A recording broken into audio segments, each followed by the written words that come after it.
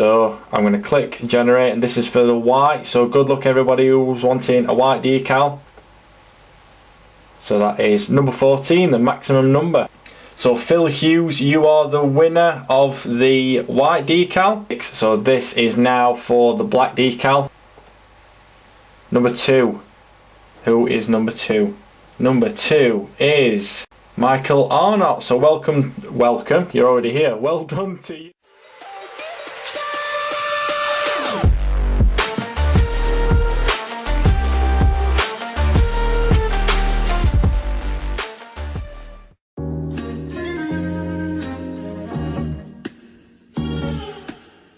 Morning guys.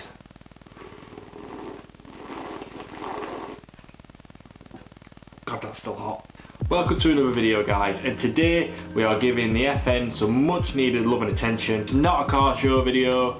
I got to a point now as well, I need to do something with the car, or do something different to a car show video, because editing montages every week, it takes its toll on you, put it that way. So I'm excited to get stuck in again. I'm excited to edit this video, and hopefully it can help you guys as well.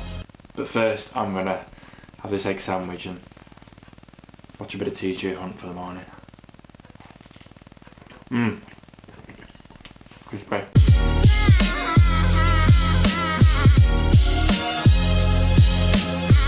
Okay guys, so the main issue that we're going to be combating today is this condensation in this rear light. I've actually had this pretty much since I've owned the car. I'll even show you an old photo that a subscriber took from the first Jap Fest we went to, Silverstone, not this year, last year. You can see it on the photo. So that's how long we've had this, but it's got to a point now where enough's enough, because if you'll have a look here as I put the boot lid up, there's actually like a pool there, and then if we put that down, watch where this water goes. Back to there. So there's actual fluid sat in there. So what we're going to do is take that out and we're going to dry it out. I've never done this before. I've never actually taken the light out before, and I haven't watched any tutorials on how to take the light out, so I'm going to be just going through visually what I can see, which is no harm. You should try doing that yourself sometime. If you're a bit nervous about taking anything apart, just take some trim off and have a look and think, right, can I work this out? Because sometimes it's just a few bolts, like it is with this. I've just taken this piece of trim off here that you normally take off when you're doing the Mugen spoiler, or if you get into your spoiler or anything like that. That's a lie. That's that trim. This is, you just feel light cluster.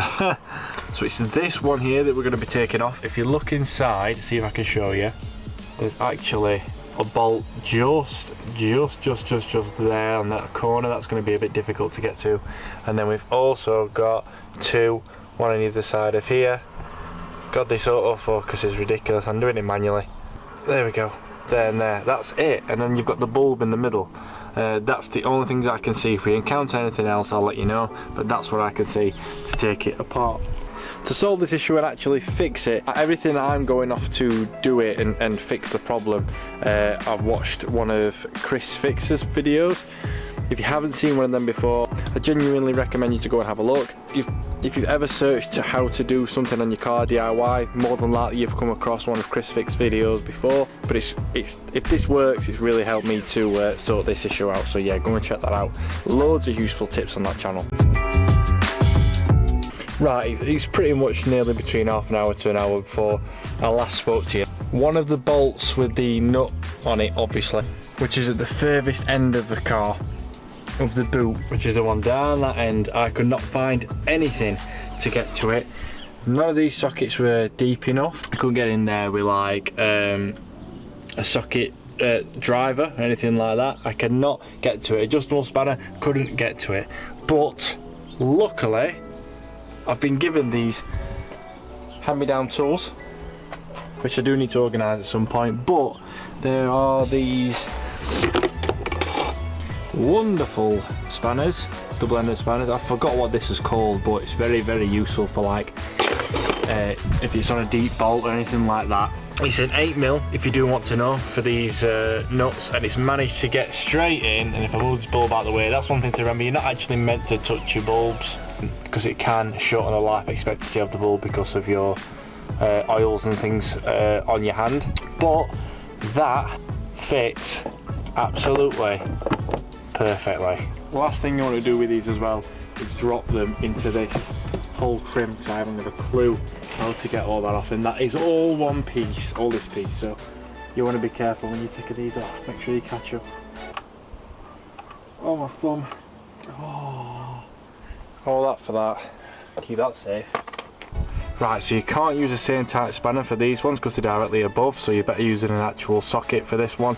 You are better off with deep sockets. These are ones that I've got are not deep sockets, so when you put them on with like an adapter, like an extension on it and then connected to a wrench, it actually doesn't get onto the bolt, onto the nut, because the bolt's too long. So what I've had to do is put the socket all the way down the bolt to the nut, and then put the wrench with the extension, just the tip of it, into this socket so that I can still break it off. It doesn't go all the way in and click in like you normally would, just because the bolt's too long, but then once you break it off you can do it with your fingers anyway, so it should be okay. Plus, if you're wondering how I got these bulbs out, they both actually just fit in these two holes here that you can see, and they should just turn anti-clockwise about a quarter of a turn, and just go boom, pop straight out. Same with that one.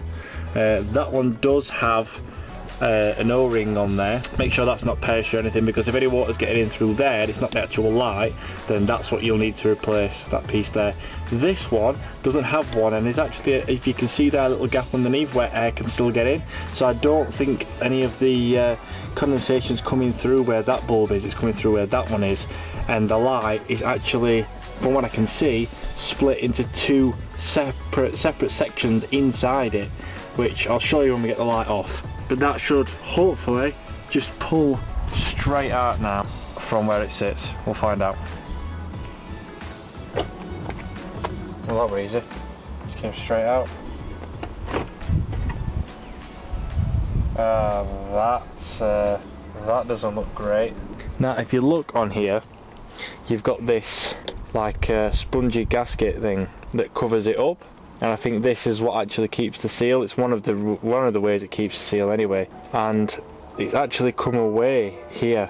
Now I can't see any like water or muck on the inside of there. So when this is on, I'm guessing it's pressed up against it anyway, and it shouldn't break any seals. But we'll keep that in mind when we look at it. That's pretty cool though. They've got like an R cut out on it, so you know it's for the right hand light. That's cool. Right, so this is the light now that it's out. You can still see the water in there if I tip it around like that.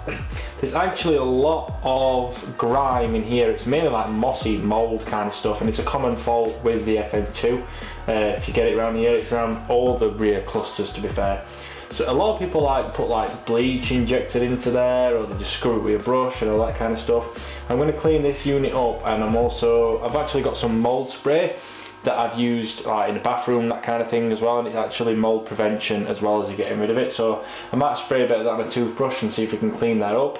It'll be a lot cleaner than the other side, but I don't really care, at least that's one side cleaned. And then we're going to look at how we're going to be able to identify if there's a leak or not.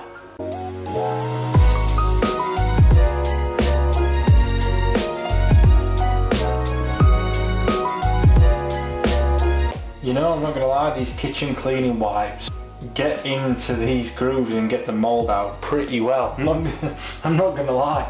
Oh, that is actually a piece of plastic. Oh well.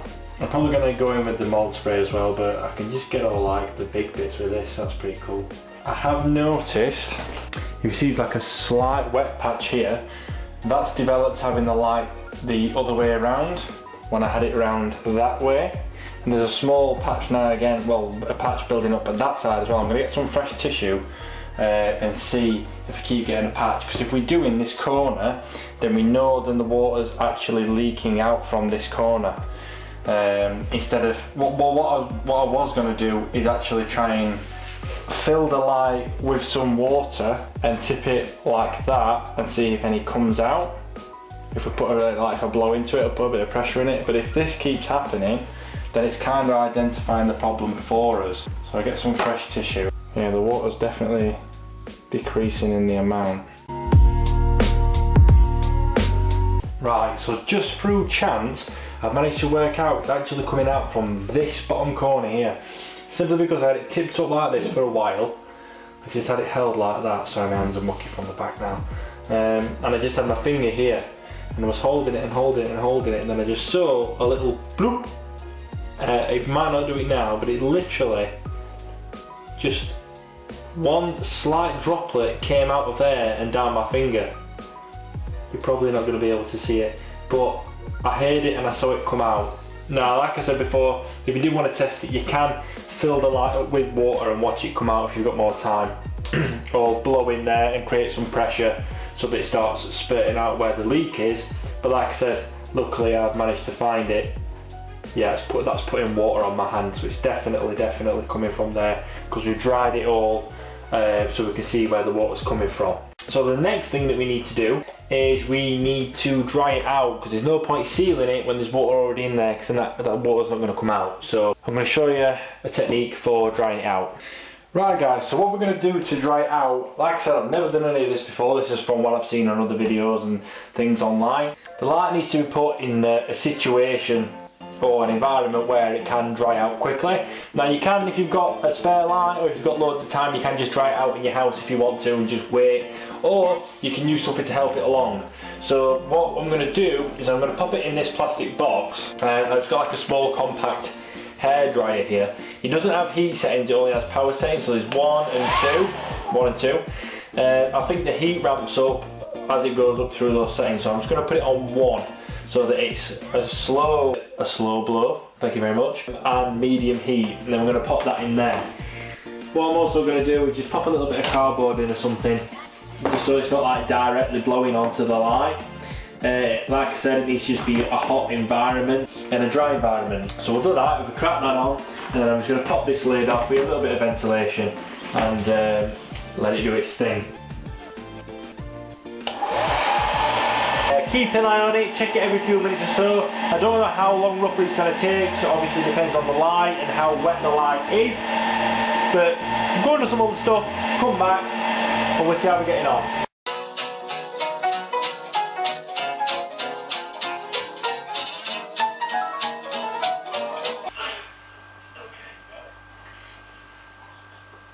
Oh my god.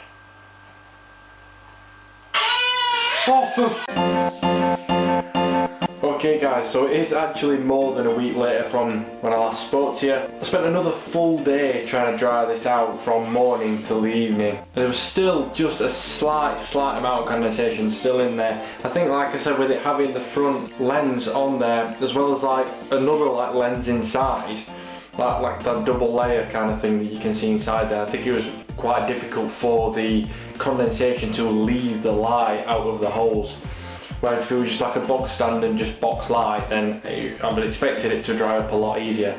So we had to put it back on the car. Luckily we've had some dry days, so it has helped it dry out on its own, luckily. So it's my day off again, I managed to get it back off. There's no more condensation or water droplets in it at all.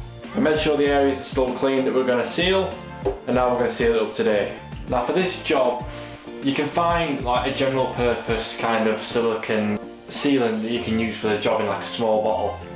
I actually don't have any of that, but I do have this. Don't judge me, I know it's going to be like doing surgery with a hammer, but as long as I get it in the right place and I can smooth it in with my finger, then it should still be a good enough job. This is what we used for the Mugen spoiler, and I've not had any leaks yet, so I'm going to try and use this.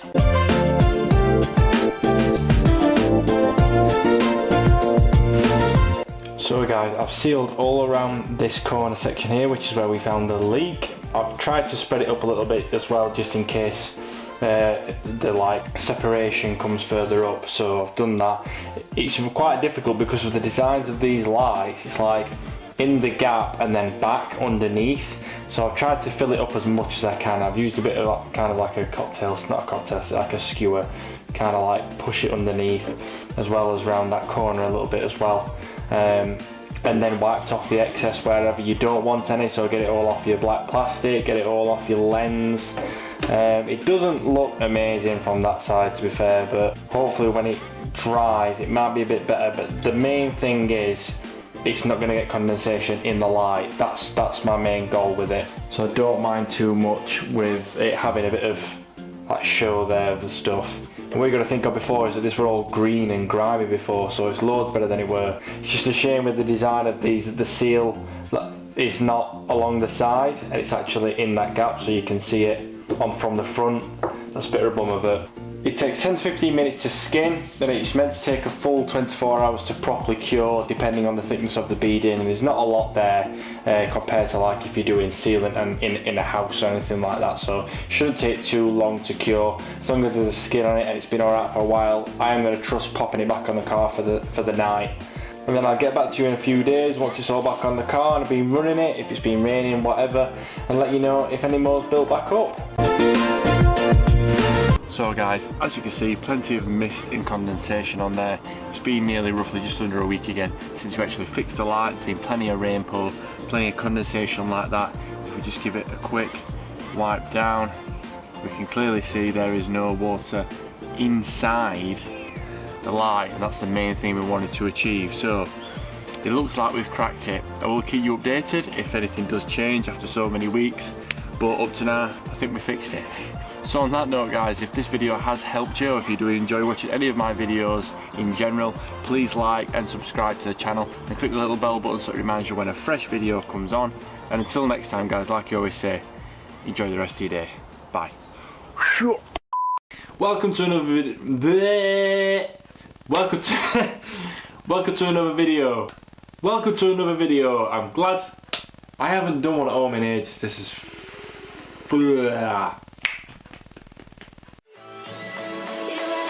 You